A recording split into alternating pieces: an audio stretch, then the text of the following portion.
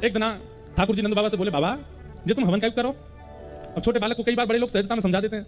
नंद बाबा ने कहा, लाला अग्निदेव को प्रसन्न करवे से सब मनवांछित इच्छा पूरी हो मैं, या हमारे मैं अग्निदेव को प्रसन्न करूं हवन करके। ठाकुर जी दौड़ करके अपने सखान के पास गए, मधुमंगल, श्रीदामा, तन सुखा, मन सुखा, धन सुखा, सुबल तो सबके पास जाकर के ठाकुर जी बोले, भैया मेरी बात सुनो, आज मैंने नंद बाबा से पूछी और नंद बाबा ने मुझको एक बहुत जोर का तरीका बताया मनवांछित इच्छा पूरी करवे को। मधुमंगल श्रीदाम बोले, लाला कौन सी मनवांछित इच्छा?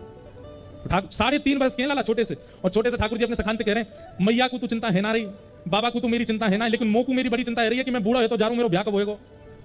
3.5 वर्ष को है मेरा अभी तक ब्याह ना है भयो। अब भैया मैं आज से यज्ञ प्रारंभ करूंगा और यज्ञ ते अग्नि भगवान को प्रसन्न करके कहूंगा मेरा जल्दी जल्दी ब्याह करावे।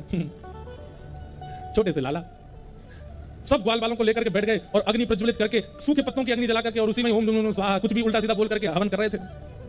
इतने मधुमंगल बोलो, लाला यज्ञ करवे के बाद ब्राह्मण भोजन कराया जाए। अब यज्ञ तो है, ब्राह्मण भोजन कौन कराएगा? ठाकुर जी बोले, अपने गोकुल के ब्राह्मण सबन को बुला के लाएं, और सब ब्राह्मणन के घर ठाकुर जी स्वयं गए और जाकर के निमंत्रण देके आए, आज हमारे घर यज्ञ भयो है, आप प्रसाद पावे आई हो, हमारे घर यज्ञ भयो है, आज आप जरूर भोजन करवे आई हो। सब ब्राह्मण मन में विचार करते हैं, नंद भवन से निमंत्रण आ रहा है तो भैया 56 भोग बने होंगे। सब ब्राह्मण सुबह से भूखे प्यासे शाम को नंद भवन पहुंच जाते हैं, और नंद भवन में इतने सारे ब्राह्मणों को देख के यशोदा मैया कहती है, अरे इतने सारे विप्रदेव आए हैं, कैसे आनो भयो हमारे पास?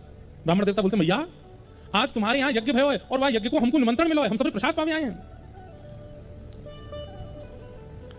यशोदा मैया बोली, हमारे यहाँ यज्ञ भयो होगा तो मुझको तो पता चलती, मुझे तो पता ही ना कौन सा यज्ञ भयो, और आपको निमंत्रण कौन? नंद बाबा ने निमंत्रण दियो। ब्राह्मण बोले, नंद बाबा ने नहीं दियो, आपके नेक्स्ट से लाला आए हमारे पास निमंत्रण देवे।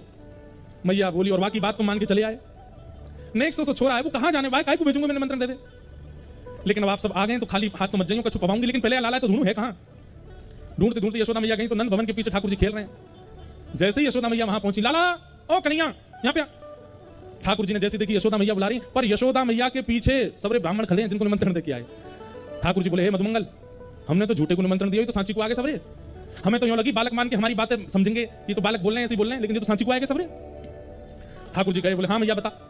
मैया बोली, अरे उद्मी सबरे ब्राह्मण को निमंत्रण दिया है, सबरे अपने अपने घर से चले आए, कहां पाऊं इनको मैं? कौन सा यज्ञ भयो हमारे यहाँ और कौन से भंडारो भयो हमारे यहाँ, इनको कहां पाऊंगी अब मैं? ठाकुर जी धीमे से सब ब्राह्मणों को देख करके बोले, मैया मेरी तेरी सौगंध खा के कह रहा हूं, तो जो ना पता इनको घर कौन सी गली में, ये सब झूठ बोल रहे हैं, ऐसे चले आए हैं, मैंने नहीं बुलाए थे। ऐसे हमारे ठाकुर जी हैं। हाँ, ब्राह्मण सब बैठ गए।